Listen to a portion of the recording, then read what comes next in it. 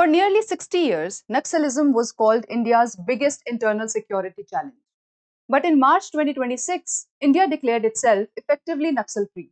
So the big question is, how did India defeat one of the world's longest running insurgencies? Let's understand this from the UPSC exam perspective.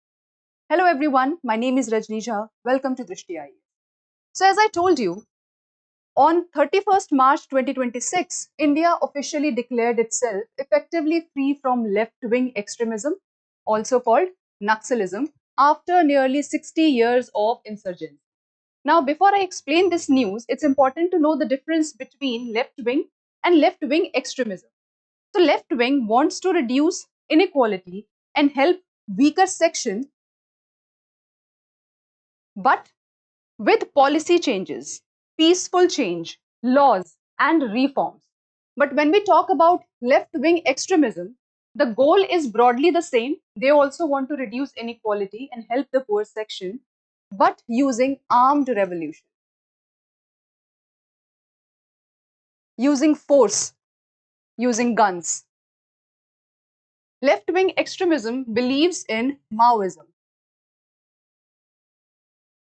Maoist ideology. What is Maoist ideology? Maoist ideology talks about the fact that if you want to overthrow existing state structure, you have to use armed revolution. Simply elections would not do the trick.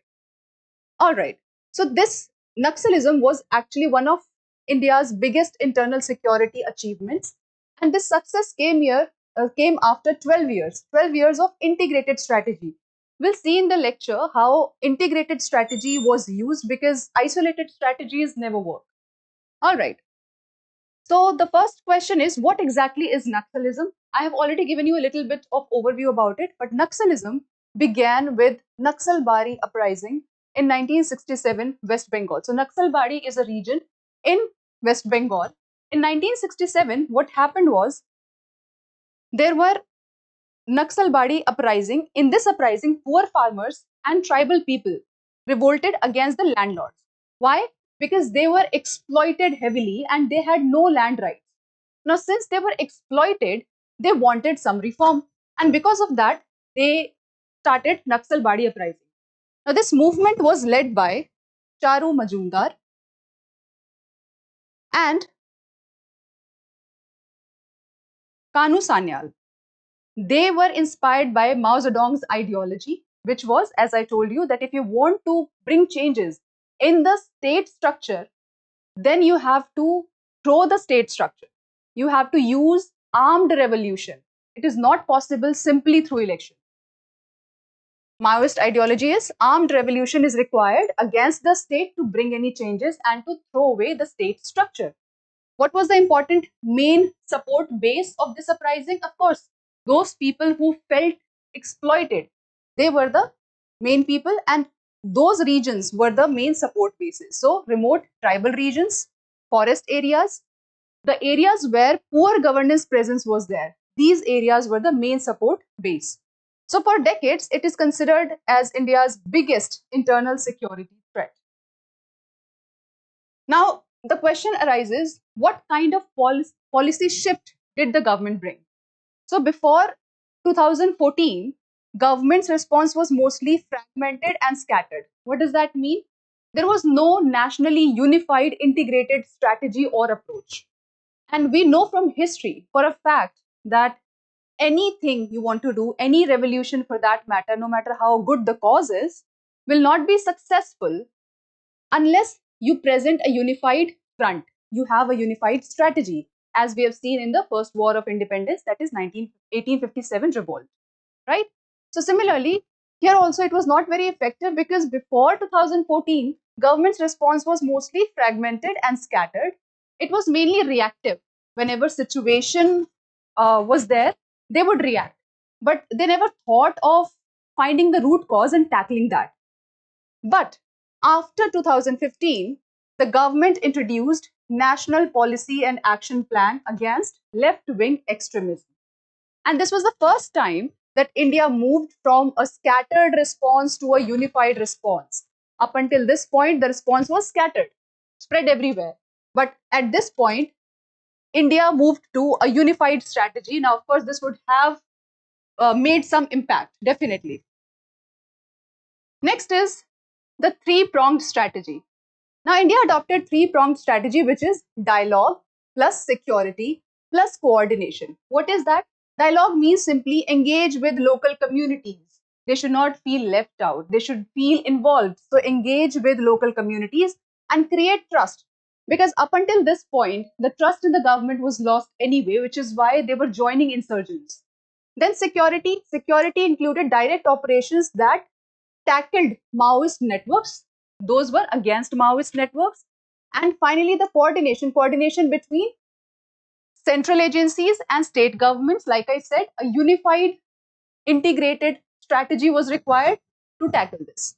So finally, the government moved towards integrated approach as opposed to isolated approach, which was not working earlier. Next is the three pillars of success. What is that? All right, before I tell you this, I'll give you a simple example for you to understand this.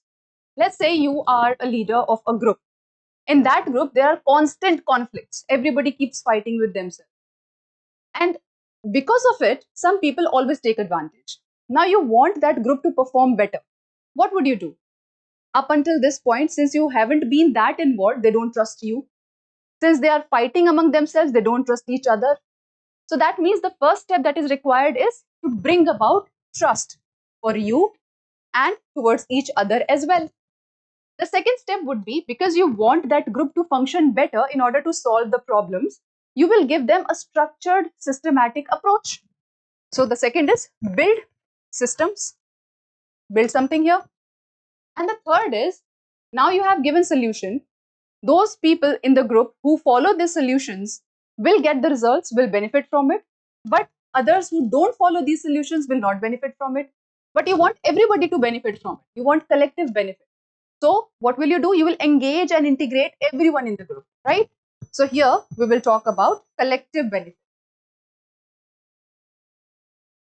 The government also did something like this. The three pillars of success was exactly these three pillars. Trust, that is Vishwas. Build, like I told you, build systems or build structures, that is Nirman. Here the government focused on infrastructure. And the third, collective benefit, which was possible after integrating and engaging everyone. That was Jan Kalyan. Now let's look at them one by one. The first is Vishwas, which was basically restoring trust and security. Now, since there was not enough good governance in this area, the people did not trust the government, which is why they were joining insurgents in the first place. So the first step that the government needed to do was build trust. And for this, the government started security infrastructure expansion. There were 597 fortified police stations built, which before 2014 there were only 66. 408 new CAPF camps were established. There were elite anti-Naxal forces integrated. So there were a lot of special units like Cobra, DRG, STF, etc. All these things were being done by the government to tell the people, sort of in a way that, look, we are here for you. You don't need to join those insurgents. We are here, right? So building trust. There were some more steps that the government took. Next was technology as force multiplier. Now, the government used drones, UAV surveillance, satellite imagery, AI-based intelligence, mobile tracking, social media monitoring to target those insurgents. Now, we know whenever we use technology in any process for that matter, technology acts as force multiplier. So the process becomes faster, better, and more efficient. That's what happened here also. So this was counter-insurgency became technology driven. The next step that the government followed was trace, target, and neutralize doctrine. What is that? Trace them. So identify Maoist movement patterns, what kind of patterns they have, target them. So pinpoint their exact locations and communication networks, and then finally neutralize them. So carry out focused operations to eliminate the threat. What kind of operations? There were specific operations like Operation Black Forest, Operation Octopus, Operation Double Bull, Thunderstorm, etc. And all of these things, what they did was they destroyed major Maoist strongholds. What the government did next was government realized that these Maoists or insurgents, in order to exist, they need financial backing. So the government started targeting the financial backing. Government, basically NIA, National Investigation Agency, and other agencies tracked financing channels. Many assets worth crores were seized, and this strategy worked on two things. First, they were targeting those armed cadres, and the second, at the same time, they were breaking the financial backbone of the extremists so that they could not stand back up. Next, what government did was, and all of this is happening under Vishwas right now. Next was red carpet for surrender. You must have seen in Bollywood there is red carpet, right? In Oscar events there is red carpet. So red carpet, wherever it is there, you're sort of welcomed. So surrender was welcomed here. Government approached people, those insurgents, with a dual policy, which was first, strict action against violence. If you are included and a part of violent behavior, there will be strict actions against you. And at the same time, there were benefits, rewards for those who surrendered. So, rehabilitation for those who surrendered. And the official message was for those who lay down arms, there is a red carpet, meaning you're welcome. And for that, we'll give you a benefit. What kind of benefit? Senior cadres were given 5 lakh assistance. The junior were given 2.5 lakh assistance. A monthly stipend of 10,000 for 36 months was provided, and additional incentives for surrendering weapons. So this was again done under the Vishwas pillar. The next pillar that we discussed was build structures and systems, right? So Nirman. Now here it was a development-led strategy. Government understood that people are joining these insurgents because there are not enough economic opportunities, because there is a lack of infrastructure connectivity, road connectivity, mobile connectivity, and due to these things, they lack economic opportunities. And for their livelihood, probably they are joining those insurgents. So the government started working on this also. Government realized that security alone cannot solve insurgency.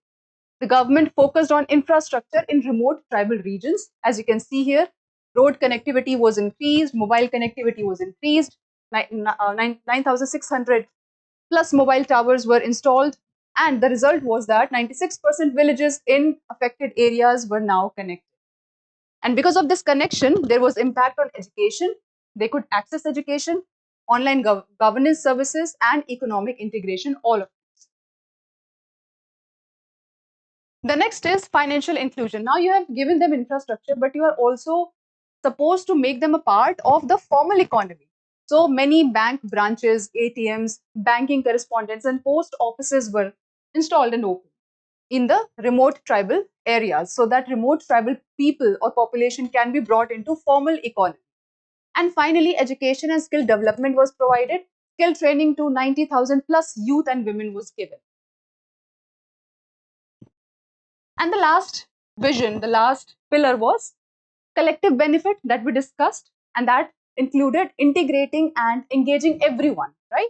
So the last pillar was Jan Kalyan, which is welfare plus dignity. And here what they did was they brought marginalized tribal communities into mainstream development.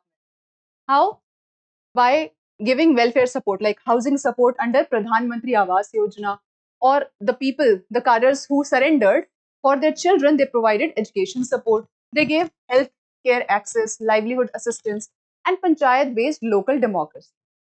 There were other schemes which were tribal focused, like Aspirational District Program or PM Jan. Now, because of all these efforts and integrated approach, we could become Naxal free. But does that mean the challenge is completely gone and we don't have to worry at all? The government needs to look somewhere else. The government does not need to look here at all. No, the answer is no. Because there are still some challenges that persist despite left wing extremism decline, which are first, anyway, any ideology does not vanish completely. So, this Naxal free does not mean ideology is fully gone. The Maoist ideology that I told you about, it may still be present in some people and some groups in some areas. Second, small hidden groups may still be active. Large groups are destroyed, but small groups may still be active. Some underground network might not have fully ended. At the same time, issues like land rights, mining related displacement, forest rights, these are still unresolved in many areas. If you remember, when I was explaining you Naxalism, I told you there was Naxalbari uprising because of being exploited by zamindars. So such related issues are still happening. They still exist today. So which is why this is again a challenge that persists. Next is some groups feel security operations may affect civil rights and increase militarization. So in any area, when there is too much military personnel or armed forces, your movement is kind of restricted. You may not feel free enough to move freely or talk freely, right? So there civil rights is restricted and the area become increasingly militarized. That was another problem. And finally, because of all these problems that still exist, we need to understand and know that peace needs long term development. We cannot just turn our eye towards something else entirely forever. It needs long term development. All right, before we move to the last part of our session, announcement for you. So 25th to 29th June, we have our sale up to 50% on all online courses for both prelims, mains, comprehensive preparation. If you wish to join us, please call on this number 87501 87501. So the last part of our session is prelims practice question, and then I'll give you a mains practice question. So let's have a look at this prelims practice question. This question you're supposed to do on your own, and I'll expect your answers in the comment section. The question says, consider the following statements regarding left-wing extremism in India. First, the Naxal movement is primarily rooted in tribal and forested regions with weak governance and limited development. Second, government surrender and rehabilitation policy provides financial assistance and reintegration support to cadres who give up arms. Third, the trace, target, neutralize approach is mainly a development oriented strategy aimed at addressing socio-economic causes of extremism. And fourth, specialized forces such as Cobra and state units like Greyhounds have been deployed for anti-Naxal operations. Now, see, I can give you a very simple question for you to feel good about yourself, but I'd rather have you prepare for an actual exam. So this is your homework. You'll tell me the answer to this question in the comment section. Next, the last part of our class, which is mains practice question. All right. So it says India's success in tackling left-wing extremism demonstrates that internal security challenges cannot be resolved through force alone. In the light of India declaring itself effectively free from left-wing extremism in 2026, analyze the strategies adopted by the government and examine the challenges that still persist. Now, as soon as you read this question, you should get 3 points clearly. First, it actually talks about left-wing extremism, but you don't have to go into details of this because the main question stem here is the strategies adopted by the government, which is the main stem, and then some challenges which are still there in the country.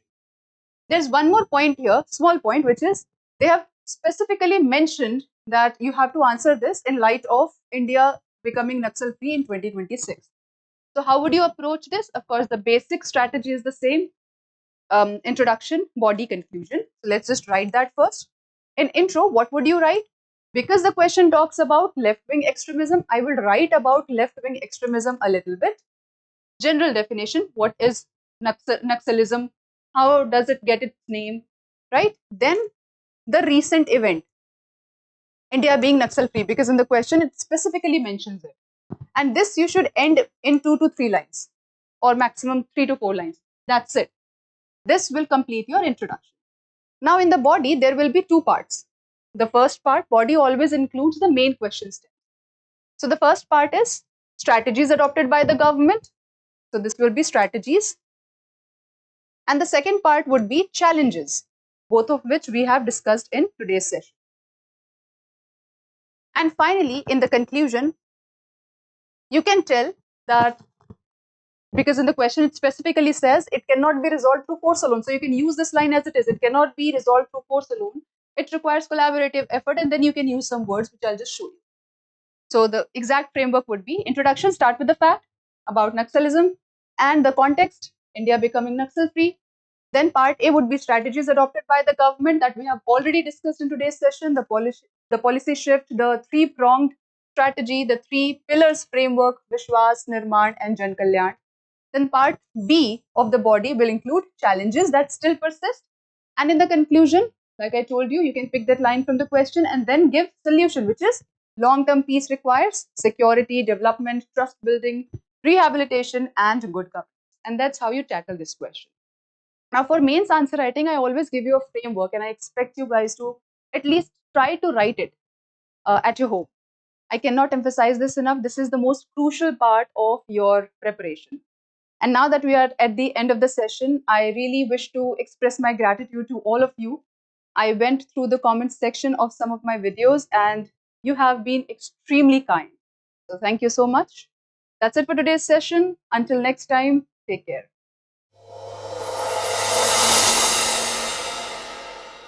For more informative content, like, share and subscribe, and do not forget to press the bell icon to get the notifications.